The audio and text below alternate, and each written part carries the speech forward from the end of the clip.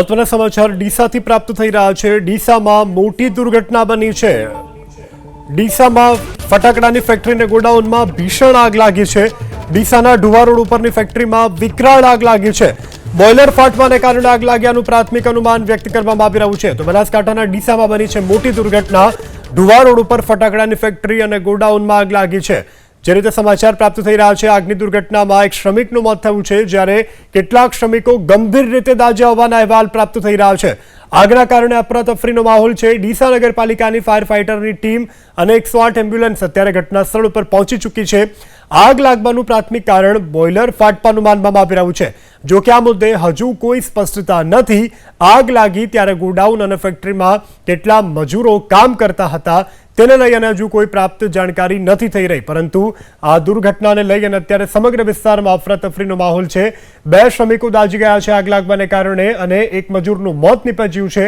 ડીસાની ઘટના છે, ફટાકડાની ફેક્ટરી અને ગોડાઉનમાં આગ લાગી છે। અત્યારે પ્રાથમિક તારણ સામે આવી રહ્યું છે તે પ્રમાણે બોઇલર ફાટવાને કારણે આગ લાગી હોવાનું કહેવામાં આવી રહ્યું છે। વધુ વિગત સાથે સંવાદદાતા વસંત ફોન લાઈનથી જોડાયા છે। વસંત, ઘટનાને લઈ શું વધુ વિગત પ્રાપ્ત થઈ રહી છે? તો બિલકુલ મહત્વની વાત છે કે ડીસા જીઆઈડીસી જે ઢુવા રોડ ઉપર આવેલી છે ત્યાં ફટાકડાનું જે ગોડાઉન છે તેમાં આગ લાગતા અફરાતફરીનો માહોલ છે। એકનું મોત થયા હોવાનું હવે જાણવા મળ્યું છે। તો સાથે સાથે પાણી ગરમ કરવાનું જે બોઇલર છે તે ફાટવાના કારણે આ આગ લાગી હોવાની શક્યતા સેવાઈ રહી છે। જોકે મોટું ફટાકડાનું આ ગોડાઉન હતું જેમાં આગ લાગતા એકનું મોત, તો 2 શ્રમિકો છે તે દાઝ્યા હોવાથી સારવાર અર્થે ડીસા સિવિલ ખસેડવામાં આવે છે।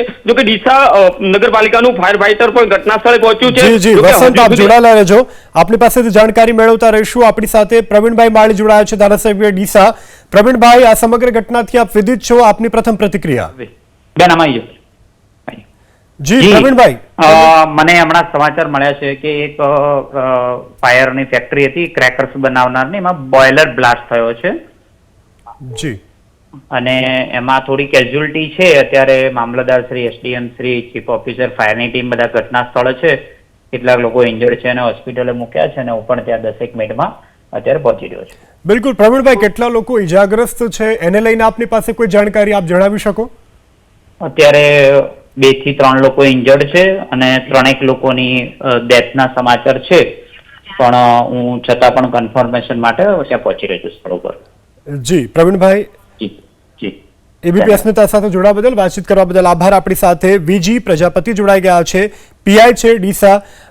પ્રજાપતિ સર, આ સમગ્ર ઘટનાને લઈ પ્રથમ આપની પાસે શું વિગત છે? આખો ઘટનાક્રમ શું છે?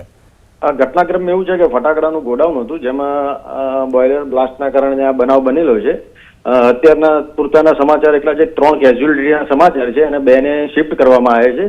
ટોટલ જે પણ ફાયર છે કંટ્રોલ્ડમાં છે અત્યારે। જી સર, ઇજાગ્રસ્તોની સંખ્યા કેટલી છે?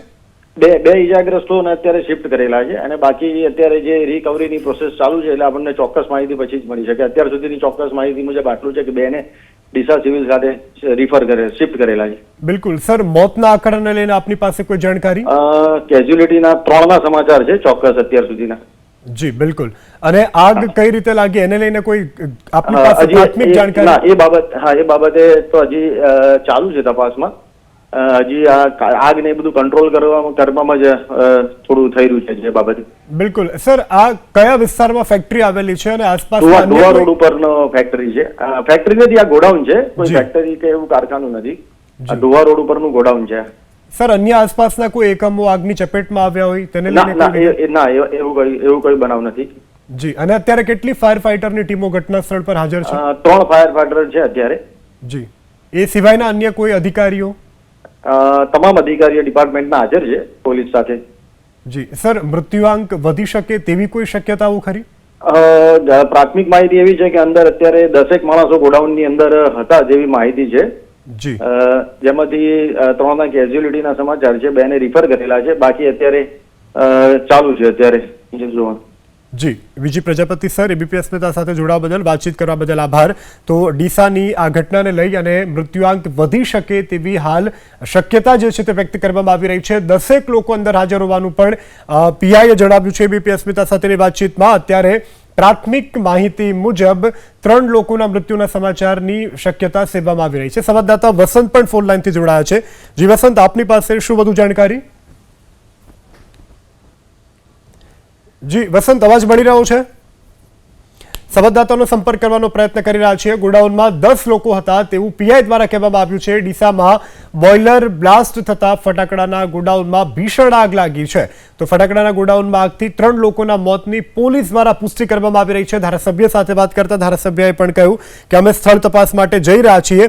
અન્ય જે ઇજાગ્રસ્તો છે તેમને તાત્કાલિક જ સારવાર માટે હોસ્પિટલમાં ખસેડવામાં આવ્યા છે અને મૃત્યુઆંક વધે તેવી પણ શક્યતા છે.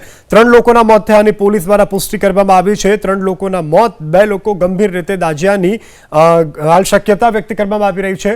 તો હાલ તો સમગ્ર ઘટનાને લઈ અને જે અધિકારીઓ છે તે પણ સ્થળ તપાસ માટે આવી પહોંચ્યા છે. 3 જેટલી ફાયર વિભાગની ગાડીઓ છે જે અત્યારે ઘટના સ્થળ પર છે. આગ પર કાબુ મેળવવાના પ્રયાસો કરવામાં આવી રહ્યા છે. સંવાદદાતા વસંત ફોનલાઈનથી જોડાયા છે. વસંત, ઘટનાને લઈ શું વધુ વિગત આપની પાસે? બિલકુલ, જો વાત કરવામાં તો ડીસામાં જે રીતે ગોડાઉનમાં જે ફટાકડાનું ગોડાઉન છે ત્યાં આગ લાગવાની આ ઘટના બની છે. સમગ્ર ઘટનામાં 1 થી વધુનું મોત સામે આવ્યું છે. ખાસ કરીને જે પાણી ગરમ કરવાનું જે બોઇલર છે તે ફાટવાના કારણે આ આગ લાગી છે. આગ એટલી વિકરાળ છે કે જ્યાં હજુ સુધી કાબુમાં નથી આવી. જોકે ડીસા વહીવટીતંત્ર, પોલીસ સહિત ફાયર બ્રિગેડની ટીમ પણ ઘટના સ્થળે પહોંચી છે. ખાસ કરીને જો વધુ વાત કરવામાં આવે તો 2 થી 3 જે શ્રમિકો છે તે દાઝેલી હાલતમાં મળતા સારવાર અર્થે ડીસા સિવિલ ખસેડવામાં આવ્યા છે. હાલ તો ડીસા જે નગરપાલિકા ફાયર ફાઈટર છે તે પણ ઘટના સ્થળે પહોંચ્યું છે. જોકે આગ ઉપર કાબુ મેળવવાના પ્રયાસ પણ હાથ ધર્યા છે. બિલકુલ વસંત, હાલ આગ સંપૂર્ણપણે કાબુમાં આવી છે. અન્ય કોઈ એકમો આગની ચપેટમાં આવ્યા?